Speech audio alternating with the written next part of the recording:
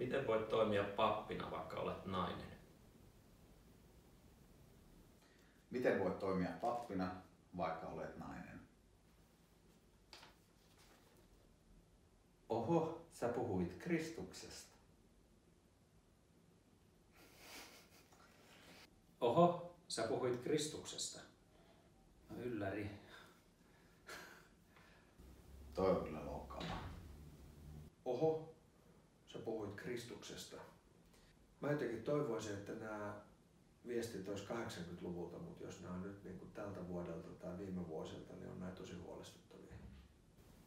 En minä muuten vastusta, mutta kyllä se näyttää aika irvokkaalta, kun pappi on maha pystyssä alttarilla. No huh. No niin, tämä on tää klassikko. En minä muuten vastusta, mutta kyllä se näyttää aika irvokkaalta, kun pappi on maha pystyssä alttarilla. Se on kyllä aika älytön. Piristäisi päivää, kun teillä olisi aina hame päällä.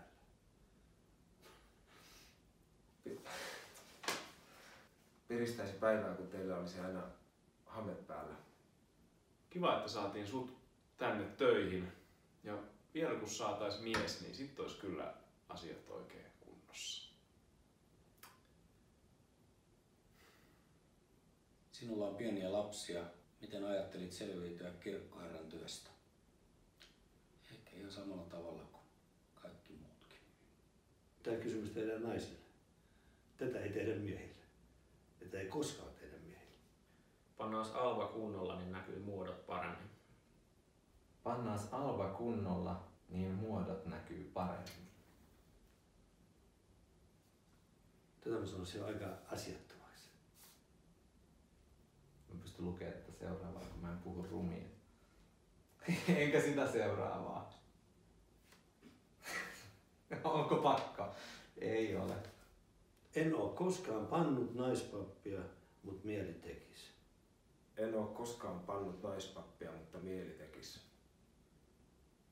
Saisko sulta sielun ja munanhoitoa? Semmosta. Aivan älyttömiä. Tää olisi häirintää. Oikeesti. Semmosta. Ihan järkyttäviä nämä viimeiset. Täytyy kyllä sanoa, että kyllä nyt aika lailla ihmettelen, että kuka näin puhuu. Tämä teki ihan surulliseksi. En tiedä millä, sitä mä oon nyt tässä toistanut, millä oikeutuksella ihminen ajattelee, että hän voi tämmöistä sanoa toiselle. Eihän kenenkään pidä joutua sietämään tällaista. Vähän järjestää niin täysin asiattomia, että en mä pysty niin suhtautumaan näihin mitenkään kauhean rakentavasti. Ja mua rupeaa ärsyttää, kun mä niin luen näitä, että ei näin voi niin sanoa.